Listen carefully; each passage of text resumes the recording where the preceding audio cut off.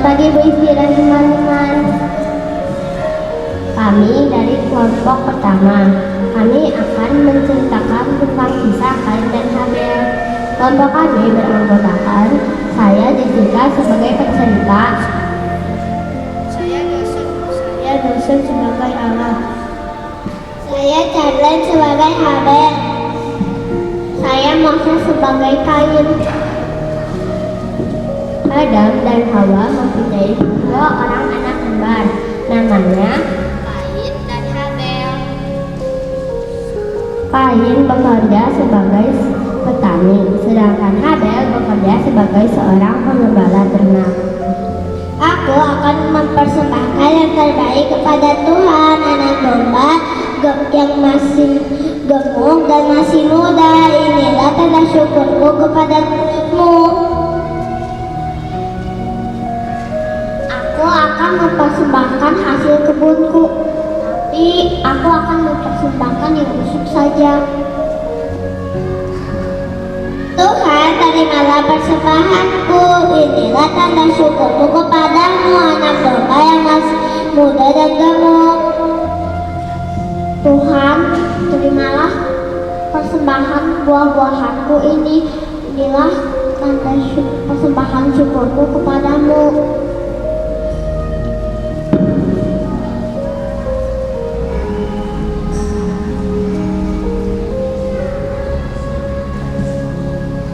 Ada kepercayaan bahwa jika persembahan kita diterima oleh Tuhan, maka asapnya akan naik lurus ke atas. Sedangkan jika asapnya tertiup angin ke samping, berarti persembahan itu tidak diterima oleh Tuhan. Ternyata asap persembahan Kain ke samping, sedangkan asap persembahan Habel lurus ke atas. Kain marah dan mulai iri kepada Habel. Ia membenci Habel. Ia berencana untuk membunuh Habel. Tetapi Allah tahu semua yang akan diperbuat Kain terhadap adiknya, maka Allah memanggil Kain. Kain, mengapa kamu marah? Jika kamu mengikuti marah dan bencimu, maka dosa sudah mengintir di depan hatimu. Kain tidak mau mendengarkan Allah. Dia semakin dendam dan mau membunuh Habel. Pada suatu hari, Kain mengajak Habel jalan-jalan ke kebunnya. Lalu, Kain kemudian membunuhnya.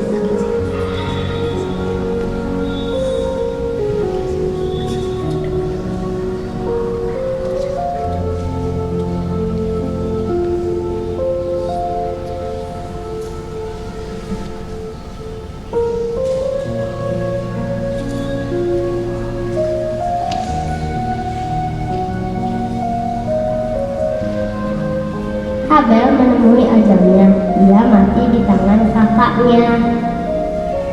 Kain, di manakah Habel adikmu? Aku tidak tahu. Memangnya aku penjaga adikku. Kain, apakah yang baru kamu lakukan terhadap Habel? Darah adikmu berseru-seru kepadaku. Aku akan menghukum kau.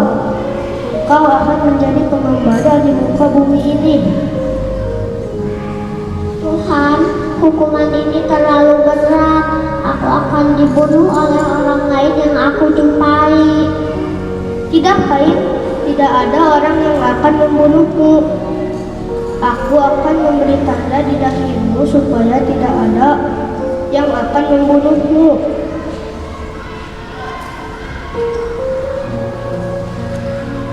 Allah tetap melindungi Kain.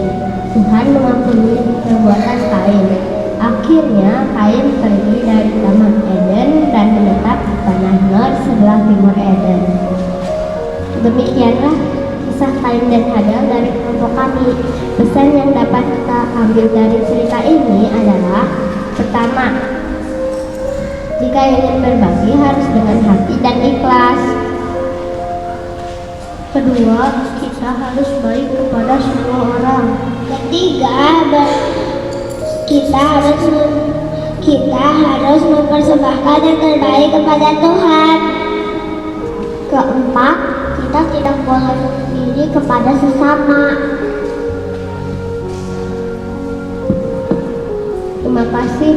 dan teman-teman telah mendengarkan kisah Kain dan Habel dari kelompok kami.